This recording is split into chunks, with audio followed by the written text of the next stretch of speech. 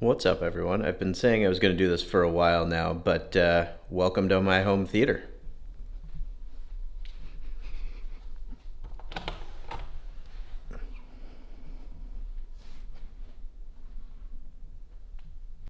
So let me start out by addressing the elephant in the room, that stupid title and thumbnail that I put up.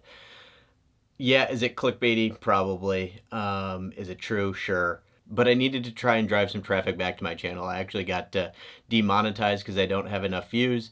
I'm just about to get my Model X and I'm going to do a ton of videos about that. So I wanted to try and get back up to the 4,000 watch hours that I need to be monetized so that I can keep making these videos. With that, I'm not going to talk about the price of any of the components and those sorts of things as I go through this video. If you want to see those, put a comment below and maybe I'll get into it in a subsequent video.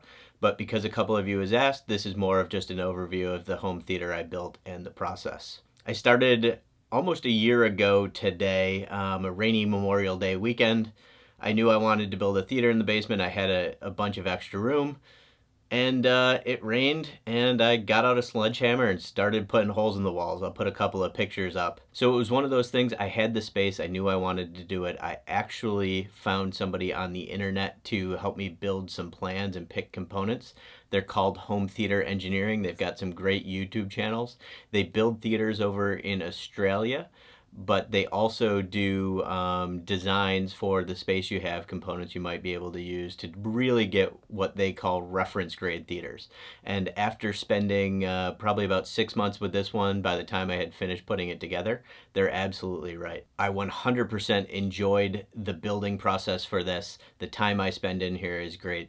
It's not the biggest theater in the world. It's only 3 seats, but it's perfect for me to escape when I need to and have a couple of friends over to watch movies. So as you might imagine, filming in a confined space that is designed to be as dark as possible is really difficult. So, for the most part, I'm going to keep the lights on here, but I will turn them off for a second here just to show you kind of the brightness of the screen before I walk around the theater. I'm not even going to try and demo sound. That's impossible. I've got, a decent microphone here, but it's not anything that's going to capture surround sound. So I'll more talk about that than I will actually try and demo it. But here's what the theater looks like with all the lights off.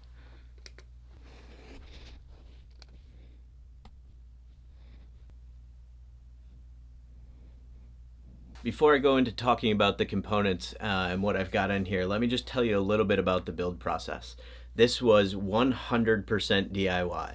I built the wall, I put up all of the drywall, I pulled thousands of feet of cable, I built the sound panels that you see here on the walls.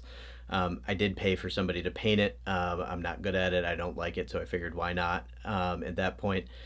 The project itself was incredibly fun.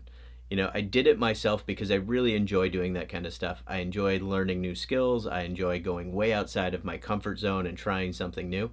Is it perfect? No. Right, there's some spots in the drywall. I'm sure the walls aren't incredibly straight, but it looks pretty good. And I had fun, so why not?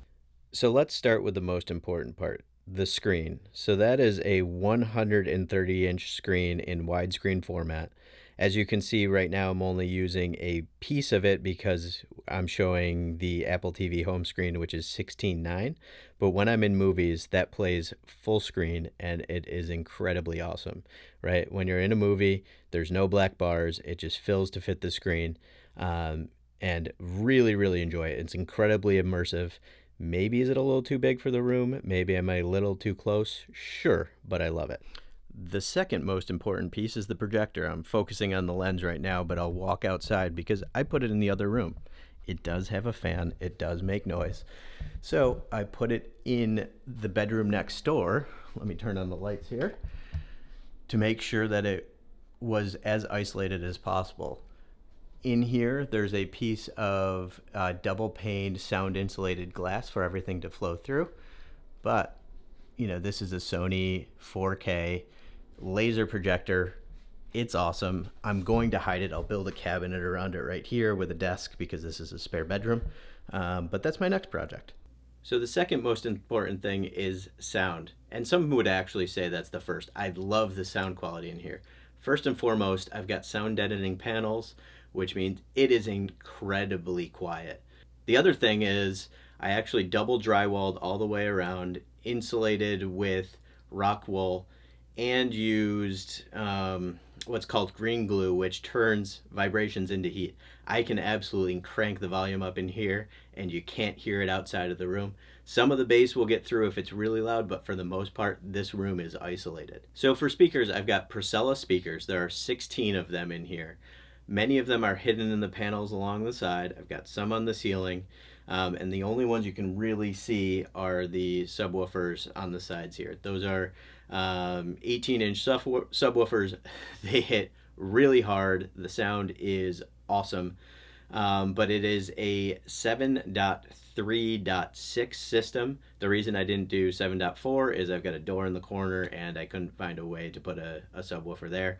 But with the processor I have, which I'll show you in a minute, it adjusts for everything. So it's just like this was a full 7.4.6 system. And before I go show you the brains of the system, I'll just show you how I control it.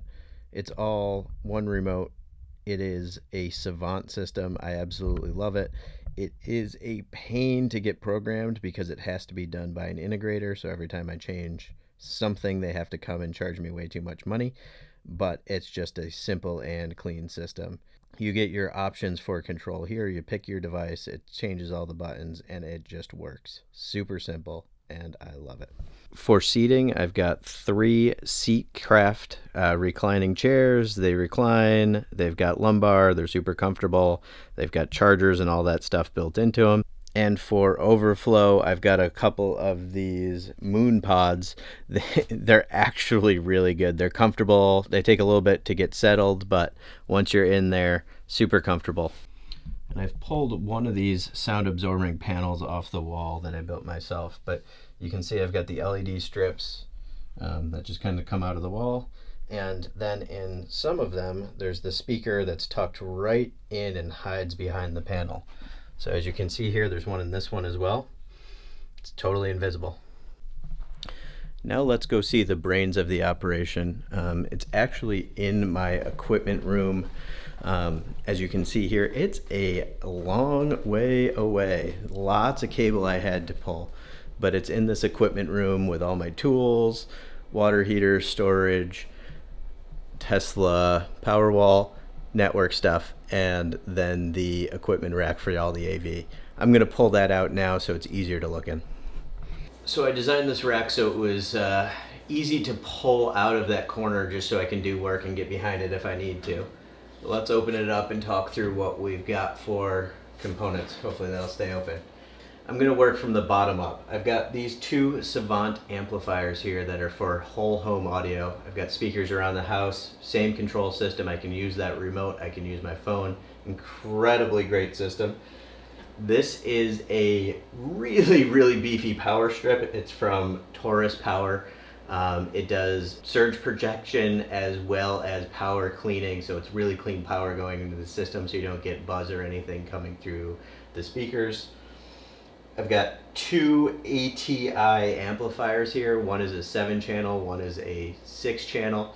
They are 250 watts peak per channel, which is a plenty for that room. I go nowhere near full power. It would just be way too much. Up here I've got a Trinnov processor. So this takes all of the data coming in, whether it's Dolby Atmos or DTS or otherwise, processes it, sends it out to the amplifier that then goes to the speakers. This processor has a really cool microphone that comes with it, and it basically, you put it in there, it measures the room in 3D space and makes the sound perfect for what the directors were expecting. This is a Lumagen. This is a video processor. It gets the color space just about perfect, again what the directors were expecting. But another really cool thing it does is auto scaling. So when things are in super widescreen 2.4:1, or if they're 16:9, it just adjusts to the way I want it to fill the screen. So for example, 16:9, the Apple TV content you saw earlier doesn't fill the screen, but when it switches video content, it will just automatically go widescreen, fill the whole 130-inch screen, and it just works. And then finally up at the top here, I've got a AC Infinity, which basically just measures the temperature and turns the fans on that are up at the top if it gets above 80 degrees in there. So, you know, relatively simple system. There's a lot of wiring going on in the back. But again, it was one of those things that was really fun for me to do, just to put together, see if I could make it work. And it came out great. So for those of you who are only here for the Tesla content, my apologies. A couple people asked about this. I thought it would be fun to do. If you did find this video interesting and you want to see more about the theater, about the components, a little bit more detail of what they are, let me know in the comments below and I'll consider doing another video. I will list all the components below if you want to look those up, do some research. If anyone was really thinking about doing a home theater, I would absolutely recommend it. It's one of those rooms that, you know, I didn't know if I would use it as much as I do, but I absolutely love it. It's a great place to just come down, unwind. Half the time I fall asleep down here, but that's okay. Thanks again for watching. If you liked the video, hit the thumbs up button. Subscribe to see lots more Tesla content, maybe a little bit of home theater content, totally up to you guys. And we'll see you on the next one. Hopefully I'll have my Model X by then.